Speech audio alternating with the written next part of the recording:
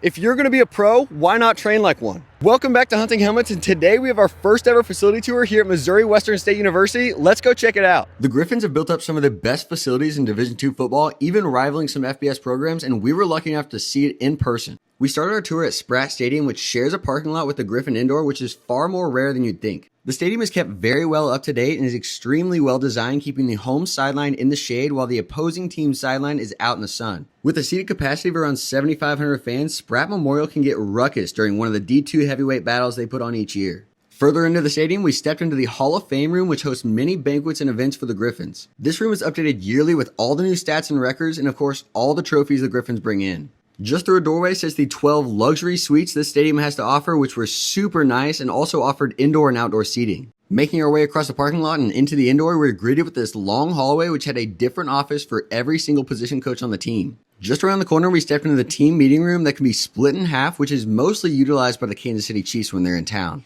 And speaking of the Chiefs, we stepped out into the hallway to see all the Missouri Western players that had made the NFL, including the legend himself, Greg the Leg. In the hallway, there's also TVs that stay up to date with player accomplishments, but through these doors is the Missouri Western locker room. Every single player on the team gets their own personalized locker, but also in this locker room was a super cool social area for all the players. But here's what you've been waiting to see, and that's the Griffin Indoor, which is a full 120-yard indoor facility. This thing is absolutely massive and is put to great use here at Missouri Western as every single athletic program uses it, including the golf team. Connected directly to the indoor was the weight room, which hosted all sorts of top-notch equipment for these players to use. The coolest thing is that every single rack had an iPad where players enter their lift data and be sent directly to their coaches. This room also had a fully stocked nutrition station for any players to use. We then checked out the trainer's room, which connects directly to the locker room, and these hot and cold plunge pools, which you just don't see at this level.